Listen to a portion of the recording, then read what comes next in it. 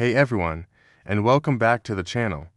Today, we're tackling a challenge that I know both so many of you face: finding a quiet place to truly focus. In our noisy, distraction-filled world, getting into that deep work zone can feel like searching for a hidden treasure. But don't worry, because today, I'm going to be your guide. We're going on an adventure to uncover the best spots, both obvious and unexpected, where you can tune out the world and tune into your tasks. Whether you're a student, a remote worker, an artist, or just someone trying to read a book in peace, this video is for you. We're going to transform your productivity and help you find your personal sanctuary.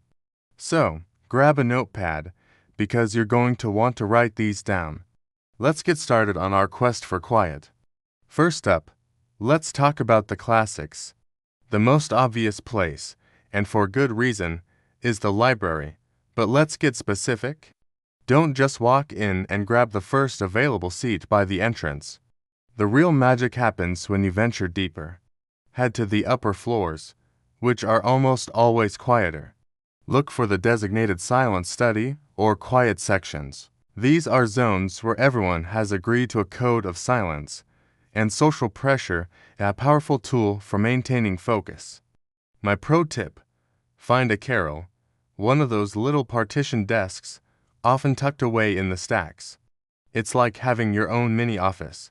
You're shielded from visual distractions, and the towering shelves of books seem to absorb sound, creating a perfect, studious bubble. Libraries are free. They have Wi-Fi, and the atmosphere itself just screams productivity. It's a time-tested solution that absolutely works. Now, let's think outside the library stacks. Have you ever considered a museum or an art gallery during off-peak hours? Picture this: it's a Tuesday morning, and you're sitting on a bench in a quiet gallery, surrounded by incredible art. Most people are there to look at the exhibits, not to chat. The high ceilings and large, open spaces diffuse sound beautifully. While you might not be able to set up a full laptop station everywhere, it's an absolutely incredible environment for tasks like reading, brainstorming, journaling, or sketching. The inspiring surroundings can even boost your creativity. The key is to go on a weekday, avoiding the weekend and school holiday crowds. Some museums even have beautiful, tranquil cafes or atriums that are surprisingly quiet and perfect for a few hours of focused work. It's an unconventional choice, but one that can provide both peace and inspiration. Okay, let's talk about a strategy I call reverse commuting. Most people flock to coffee shops during the morning rush and lunch hour. The noise, the constant stream of people, the barista calling out orders, it's a recipe for distraction. But what if you timed your visit strategically? Try going in the mid-afternoon, say between 2 and 4 p.m. The lunch crowd has cleared out, the morning caffeine rush is long gone, and there's a natural lull. Or, even better, find a coffee shop that stays open late and go in the evening. The vibe completely changes. It's often just a few people quietly typing away. The key here is also location. Avoid the trendy, bustling spots in the city center. Instead, seek out smaller, neighborhood cafes tucked away on side streets. These hidden gems often have a more relaxed, community feel and are less likely to be packed to the rafters. Let's get back to nature, because sometimes the most profound silence in the absence of all sound, but the presence of the right sounds. A park can be your greatest ally for focus, if you choose the right one and the right spot. I'm not talking about the playground area or the main picnic grounds. I'm talking about finding a secluded bench, maybe near a botanical garden, a quiet pond, or along a less traveled walking path. The gentle rustling of leaves, the chirping of birds, these natural sounds, known as green noise, can actually improve concentration and reduce stress. For tasks that don't require Wi-Fi, like reading, editing a manuscript, or planning your week, a park is perfect. Pack a blanket, a flask of tea, and your materials, and you've created your own outdoor office. It's a refreshing change of scenery that can do wonders for your mental clarity.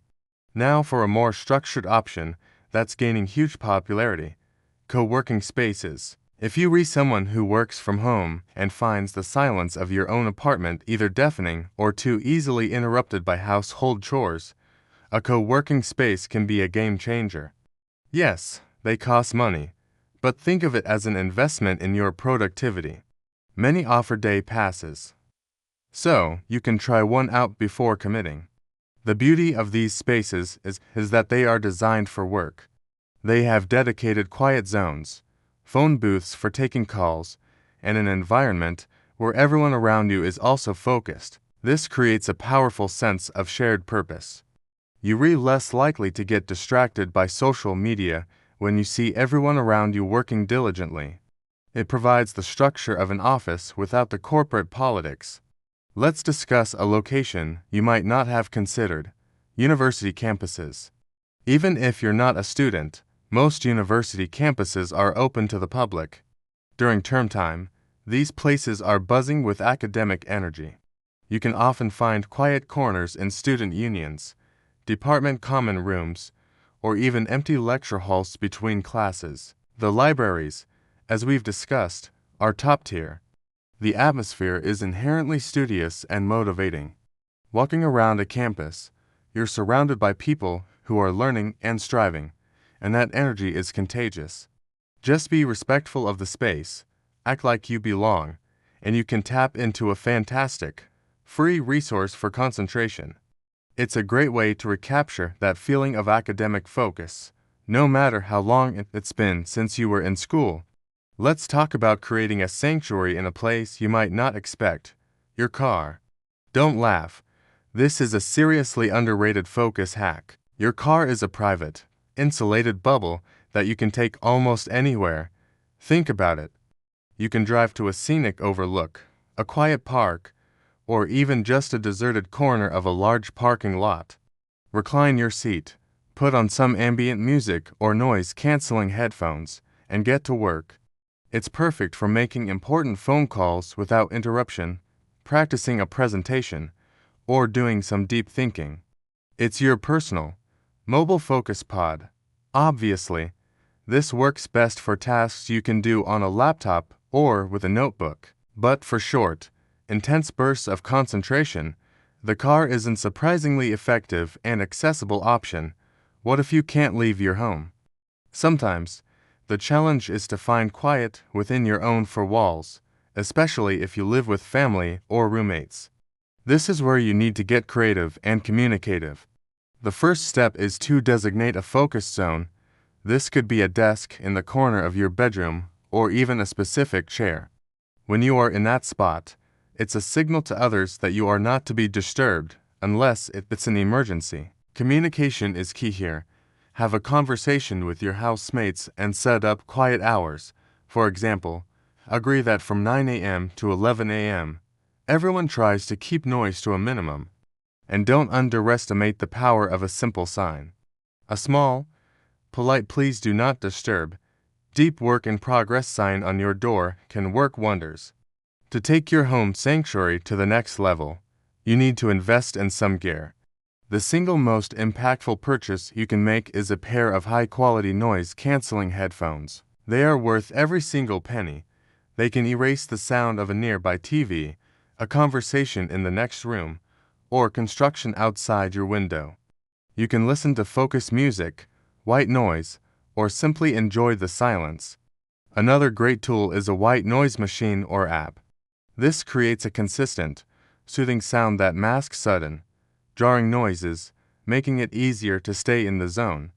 By combining a designated space, clear communication, and the right technology, you can carve out a pocket of perfect focus right in the middle of a busy household. So there you have it, a whole arsenal of locations and strategies to help you find the quiet you need to focus. We've gone from the classic library to the creative art gallery, from strategic coffee shop visits to the tranquility of a park. We've explored co-working spaces, university campuses, and even your own car. And we've finished with how to build that sanctuary right in your own home. The key takeaway is to be intentional. Don't just hope for quiet, actively seek it out and create it. Experiment with these different options and find what works best for your specific tasks and your personality. Your productivity, creativity, and well-being will thank you for it. Thank you so much for joining me on this quest for quiet today. I hope you found these tips helpful and feel inspired to find your own focus sanctuary. If you have any other secret quiet spots or focus hacks, please share them in the comments below. I'd love to read them, and I am sure everyone else would too. If you enjoyed this video, please give it a thumbs up, and don't forget to subscribe and hit that notification bell so you don't miss our future content.